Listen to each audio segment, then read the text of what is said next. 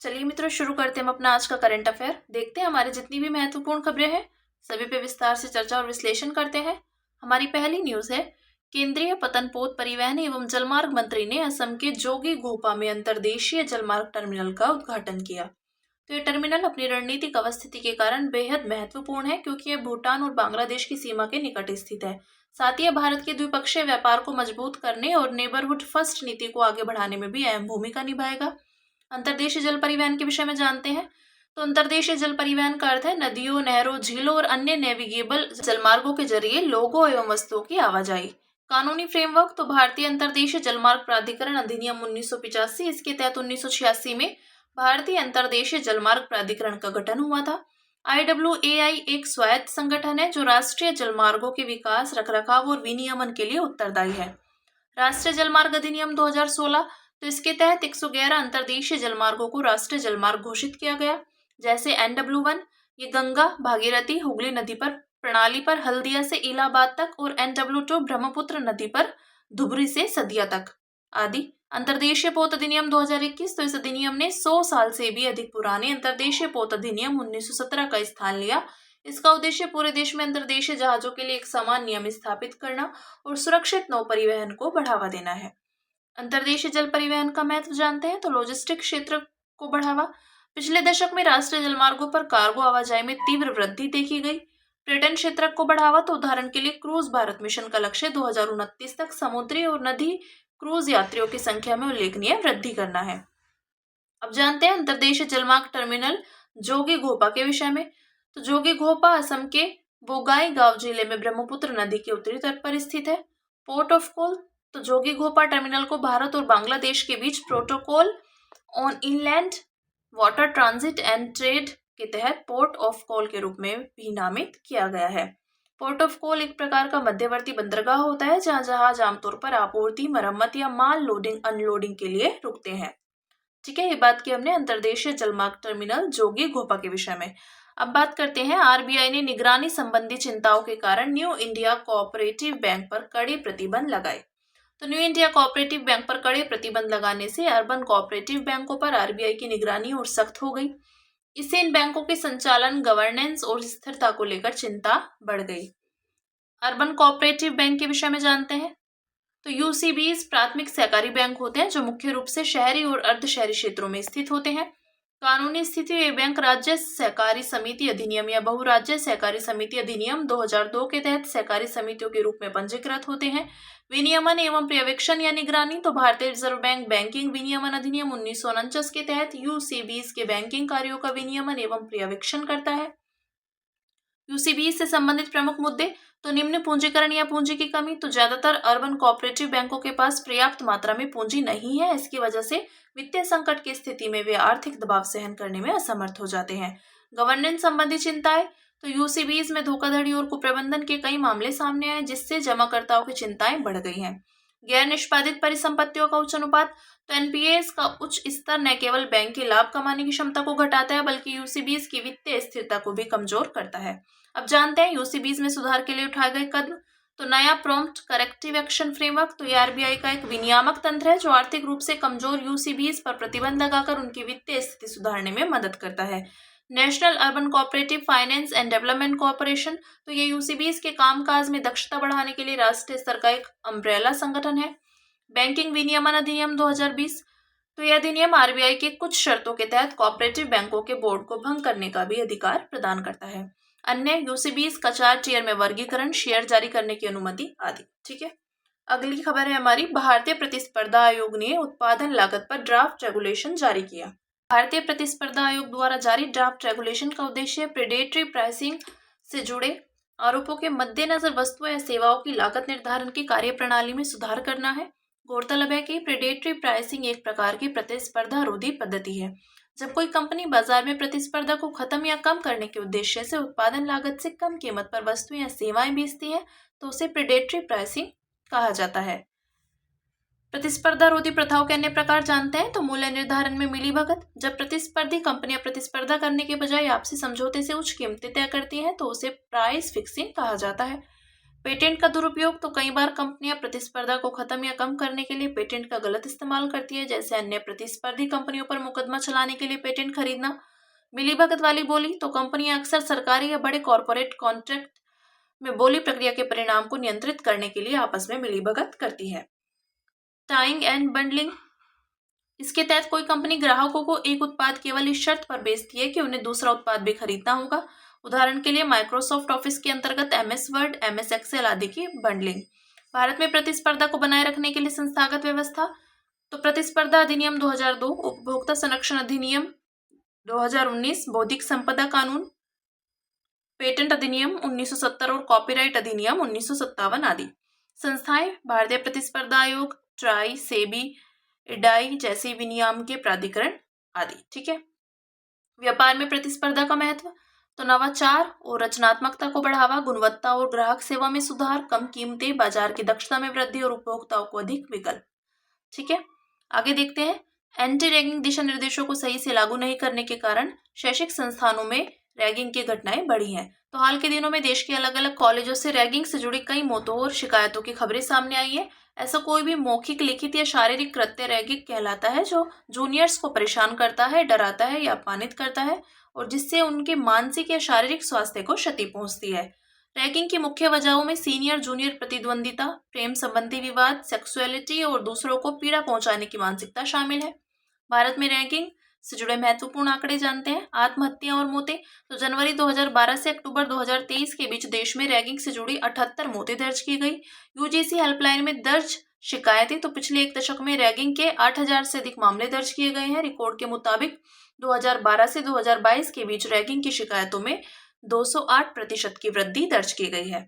Ragging को समाप्त करने में मुख्य चुनौतियां, दिशा निर्देशों को सही से लागू नहीं करना, रैगिंग को रोकने वाले दिशा निर्देशों के लागू होने के संबंध में यूजीसी की कमजोर और प्रभावहीन निगरानी, रैगिंग की अधिकांश शिकायतों को कॉलेज कैंपस के भीतर ही सुलझाने का प्रयास किया जाता है, सुप्रीम कोर्ट के दिशा निर्देशों को आंशिक तौर पर पालन किया जाता है आदि।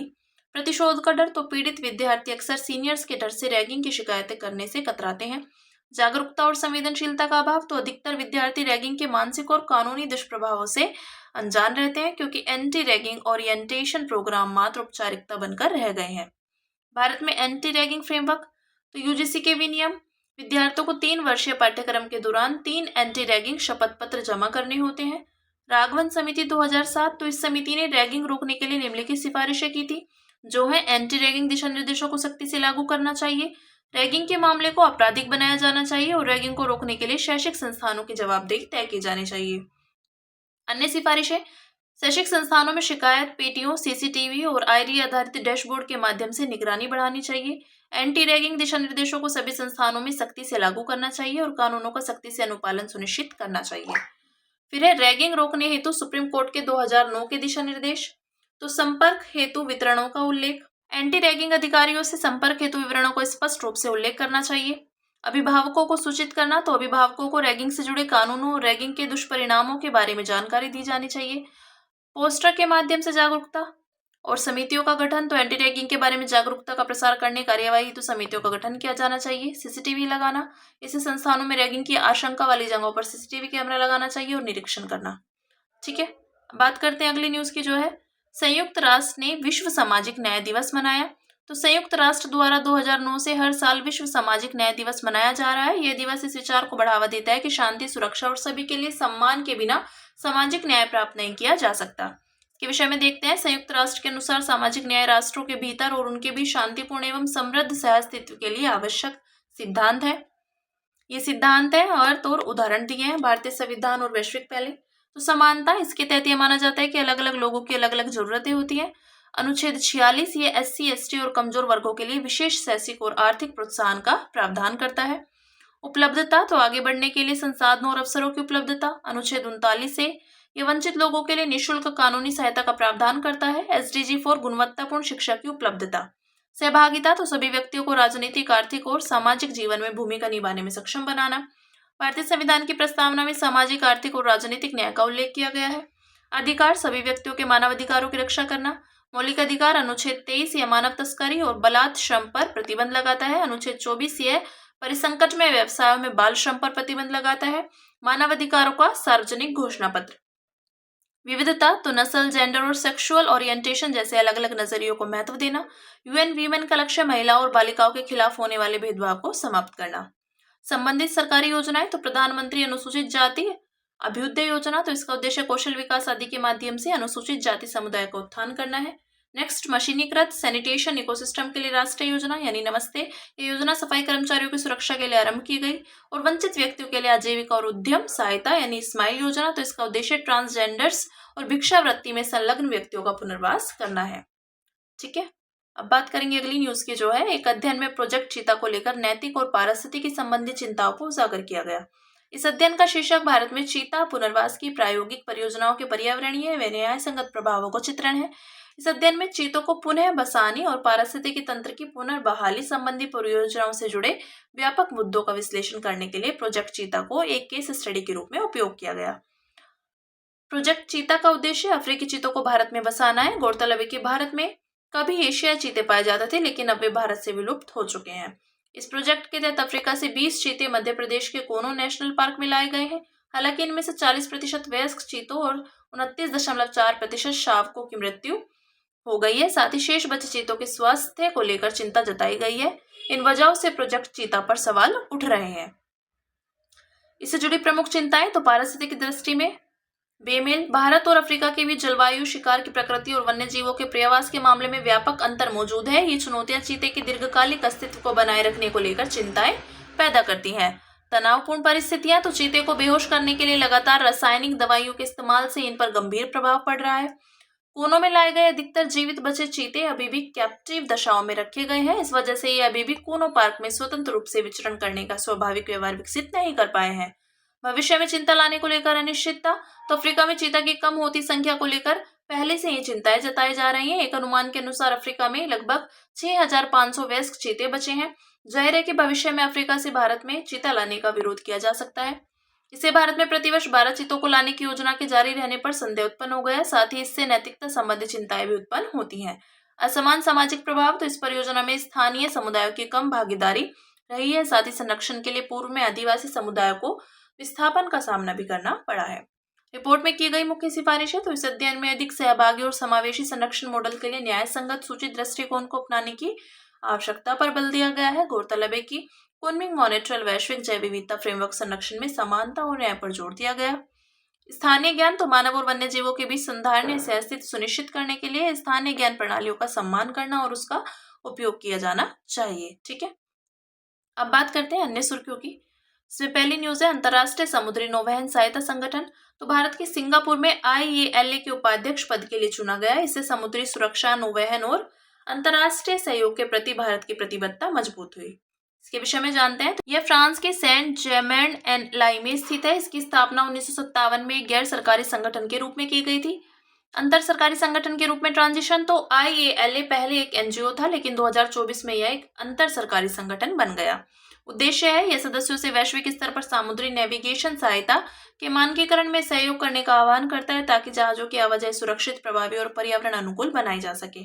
सदस्यों की श्रेणियां IALA के 3 प्रकार के सदस्य हैं: सदस्य राष्ट्र, एसोसिएट सदस्य और औद्योगिक जगत के सदस्य। फिर नेक्स्ट है राष्ट्रीय अनुसूचित जनजाति आयोग NSCT। तो हाल ही में राष्ट्रीय अनुसूचित जनजाति आयोग ने 19 फरवरी को अपना 22वां स्थापना दिवस मनाया। इसे संविधान के अनुच्छेद 338A के तहत स्थापित किया गया है। 89वें संविधान संशोधन अधिनियम 2003 द्वारा संविधान में अनुच्छेद 338A जोड़ा गया। राष्ट्रीय अनुसूचित जनजाति आयोग एक संवैधानिक संस्था है। ठीक है, 89वें संविधान संशोधन के तहत पूर्ववर्ती राष्ट्रीय अनुसूचित जाति एवं जनजाति आयोग को विभाजित करके राष्ट्रीय अनुसूचित जाति आयोग और राष्ट्रीय अनुसूचित जनजाति आयोग नामक 2 अलग अलग संस्थाओं की स्थापना की गई। संरचना, तो इसमें एक अध्यक्ष, एक उपाध्यक्ष, 3 सदस्य शामिल है। इन्हें राष्ट्रपति द्वारा हस्ताक्षरित वारंट के तहत नियुक्त किया जाता है। सौंपे गए कार्य हैं संविधान में अनुसूचित जनजातियों को दिए गए संरक्षण उपायों का निरीक्षण, निगरानी और अनुशंसा करना एवं उनके हितों की सुरक्षा करना। ठीक है, आगे देखते हैं संविधान का अनुच्छेद 142। तो हाल ही में सुप्रीम कोर्ट ने तलाक के एक मामले में संविधान के अनुच्छेद 142 के तहत अपनी विशेष शक्तियों का उपयोग किया। यह प्रावधान सुप्रीम कोर्ट को यह अधिकार देता है कि वह किसी भी लंबित मामले या विषय में पूर्ण न्याय करने के लिए आवश्यक कोई भी डिग्री या आदेश पारित कर सकता है। इस डिग्री या आदेश को भारत के संपूर्ण क्षेत्र में लागू किया जा सकता है। यह अनुच्छेद सुप्रीम कोर्ट को किसी भी व्यक्ति को उपस्थित होने, किसी भी डॉक्यूमेंट्स को प्राप्त या प्रस्तुत करने, खुद की अवमानना के मामले की जांच करने या सजा देने के उद्देश्य से कोई भी आदेश पारित करने की शक्ति भी देता है। नेक्स्ट है इसमें coalition for environmentally sustainable AI. तो हाल ही में कई देशों, टेक कंपनियों और अंतर्राष्ट्रीय संगठनों ने coalition for environmentally sustainable AI स्थापित करने के लिए साझेदारी की। देखते हैं इसके विषय में। यह 37 टेक कंपनियों, 11 देशों और 5 अंतर्राष्ट्रीय संगठनों सहित 100 से अधिक भागीदारों के साथ एक वैश्विक पहल है। इसका उद्देश्य एआई की पर्यावरणीय संधारणीयता को बढ़ावा देना है। नेतृत्व फ्रांस, संयुक्त राष्ट्र पर्यावरण कार्यक्रम और अंतर्राष्ट्रीय दूरसंचार संघ। घोषणा इसे पेरिस में आयोजित एआई एक्शन समिट में लॉन्च किया गया था। उद्देश्य डिकार्बोनाइजेशन, प्रदूषण में कमी, जैव विविधता संरक्षण और महासागर संरक्षण के लिए एआई का उपयोग करना। मानकीकृत मैट्रिक्स, जीवन चक्र विश्लेषण फ्रेमवर्क्स और संधारणीय एआई अनुसंधान स्थापित करना। सरकारों, शिक्षा जगत, नागरिक समाज और निजी क्षेत्र के बीच सहयोग को बढ़ावा देना। नेक्स्ट है किवू झील। तो हाल ही में एक विद्रोही समूह ने डेमोक्रेटिक रिपब्लिक कांगो के गोमा शहर पर कब्जा कर लिया। यह शहर किवू झील के तट पर बसा है। जाहिर है यह झील भी गोमा शहर में तबाही के मंजर का गवाह बना और इसमें परिवहन गतिविधियां बढ़ गई। इसके विषय में जानते हैं। झील रवांडा और कांगो लोकतांत्रिक गणराज्य के बीच की सीमा पर स्थित है। ज्वालामुखी से उत्पत्ति। तो यह झील अल्बटाइन रिफ्ट में स्थित है। यहाँ अक्सर भूकंप आता रहता है। यह झील रुजिजी नदी में मिलती है। यह नदी आगे तांगानिका झील में मिल जाती है। इसमें बड़ी मात्रा में मीथेन और कार्बन डाइऑक्साइड के भंडार मौजूद हैं। इससे लिम्निक विस्फोट का खतरा बढ़ जाता है। लिम्निक विस्फोट एक प्रकार की दुर्लभ प्राकृतिक आपदा है। यह तब उत्पन्न होती है जब एक झील बड़ी मात्रा में कार्बन डाइऑक्साइड गैस उत्सर्जित करती है। ठीक है, अब देखते हैं एक्रीशन डिस्क। तो नासा के जेम्स वेब स्पेस टेलीस्कोप ने एक्रीशन डिस्क से लगातार टिमटिमाती रोशनी को डिटेक्ट किया है। जेम्स वेब टेलीस्कोप को 2021 में सेजिटेरियस ए नामक ब्लैक होल के आसपास के क्षेत्र का निरीक्षण करने के लिए लॉन्च किया गया था। इसके विषय में जानते हैं। यह ब्लैक होल के चारों ओर प्राथमिक प्रकाश स्रोत के रूप में घूमती हुई गैसीय डिस्क जैसी होती है। जब कोई ब्लैक होल अपने आसपास के तारों या इंटरस्टेलर गैसीय पदार्थों को अपनी अत्यधिक गुरुत्वाकर्षण शक्ति से खींचता है तो ये पदार्थ ब्लैक होल के चारों ओर तेजी से घूमने लगते हैं। इससे एक्रीशन डिस्क का निर्माण होता है। अत्यधिक घर्षण और संपीड़न के कारण एक्रीशन डिस्क में मौजूद गैस गर्म हो जाती है और चमकने लगती है। अंततः गैसीय पदार्थ इवेंट होराइजन में समा जाती है। नेक्स्ट है टेक्नोलॉजी एडॉप्शन फंड। तो भारतीय राष्ट्रीय अंतरिक्ष संवर्धन एवं प्राधिकरण केंद्र ने टेक्नोलॉजी एडॉप्शन फंड लॉन्च किया। इन स्पेस भारत सरकार के अंतरिक्ष विभाग के तहत एक सिंगल विंडो स्वतंत्र नोडल और स्वायत्त एजेंसी है। इसका उद्देश्य अंतरिक्ष में निजी क्षेत्र की भागीदारी को सुविधाजनक बनाना है। यह एक प्रकार की वित्त पोषण योजना है। इसका उद्देश्य अंतरिक्ष क्षेत्र में इनोवेशन को बढ़ावा देना और अत्याधुनिक तकनीकों के व्यवसायीकरण को प्रोत्साहन देना है। कुल वित्त पोषण 500 करोड़ रुपए। वित्त पोषण प्राप्त करने के लिए पात्रता। तो भारत की गैर सरकारी संस्था। वित्त पोषण प्रणाली स्टार्टअप और एमएसएमईज को परियोजना लागत की 60% तक की वित्तीय सहायता और बड़े उद्योगों को परियोजना लागत की 40% तक की वित्तीय सहायता और प्रति परियोजना अधिकतम वित्त पोषण राशि 25 करोड़ रुपए होगी। ठीक है, ये बात की TAF की। अब बात करते हैं ICD-11 की। तो विश्व स्वास्थ्य संगठन ने 2025 के लिए रोगों के अंतर्राष्ट्रीय वर्गीकरण को अपडेट करने की घोषणा की। ये बीमारियों और स्वास्थ्य स्थितियों को वर्गीकृत करने के लिए WHO द्वारा विकसित एक मानकीकृत वैश्विक प्रणाली है। हाल ही में पारंपरिक चिकित्सा को इसमें शामिल करने के लिए इसका विस्तार किया गया है। उत्पत्ति तो इसे पहली बार 1893 में पेश किया गया था। वर्तमान में इसका 11वां संशोधन लागू किया गया। ICD-11 वैश्विक स्वास्थ्य निगरानी, नीति निर्धारण और स्वास्थ्य संबंधी SDG प्राप्त करने के लिए महत्वपूर्ण है। 2025 के लिए ICD-11 अपडेट तो इंटरऑपरेबिलिटी, सटीकता और बहुभाषीय बनाया गया है। ऑर्फनेट और मेडड्रा के साथ एकीकृत किया गया है तथा आयुर्वेद, सिद्ध और यूनानी के लिए एक पारंपरिक चिकित्सा मॉड्यूल को भी शामिल किया गया है। ठीक है, बात की ICD-11 की। अब बात करते हैं सुर्खियों में रहा व्यक्तित्व हमारा है छत्रपति शिवाजी महाराज 1630 से 1680। तो 19 फरवरी को देश भर में छत्रपति शिवाजी महाराज की जयंती मनाई गई। छत्रपति शिवाजी महाराज का जन्म शिवनेरी किले में हुआ था। शिवाजी का पालन पोषण उनकी माँ जीजाबाई और गुरु दादोजी कोंडदेव की देखरेख में हुआ था। शिवाजी पर हिंदू और सूफी शिक्षाओं का गहरा असर था। प्रमुख योगदान इनके तो सैन्य उपलब्धियां और गुरिल्ला युद्ध शैली। तो शिवाजी ने मात्र 16 वर्ष की आयु में तोरण किले पर अधिकार करके अपनी विजय यात्रा का शुभारंभ किया। गुरिल्ला युद्ध पद्धति के कारण 1659 में उन्होंने अफजल खान को परास्त किया। प्रशासन और शासन तो शिवाजी ने अपने राज्य में राजस्व सुधारों, अनुशासित सेना, धार्मिक सहिष्णुता पर ध्यान केंद्रित करते हुए प्रगतिशील शासन व्यवस्था को लागू किया। 1674 में छत्रपति के रूप में शिवाजी को राज्याभिषेक हुआ, जिसने स्वतंत्र मराठा साम्राज्य को औपचारिक पहचान दी। विरासत तो शिवाजी महाराज का हिंदवी स्वराज्य यानी स्वशासन का दृष्टिकोण पीढ़ियों से सभी को प्रेरित करता आया है। शिवाजी महाराज को एक दूरदर्शी नेतृत्व करता है, न्यायप्रिय शासक और बहादुरी एवं स्वतंत्रता के प्रतीक के रूप में याद किया जाता है। ठीक है, ये बात की हमने छत्रपति शिवाजी की। तो हमारी आज की जितनी भी महत्वपूर्ण खबरें थी, हमने सभी पे विस्तार से चर्चा और विश्लेषण किया है। अब इसी के साथ मिलते हैं कल अपनी नई खबरों के साथ।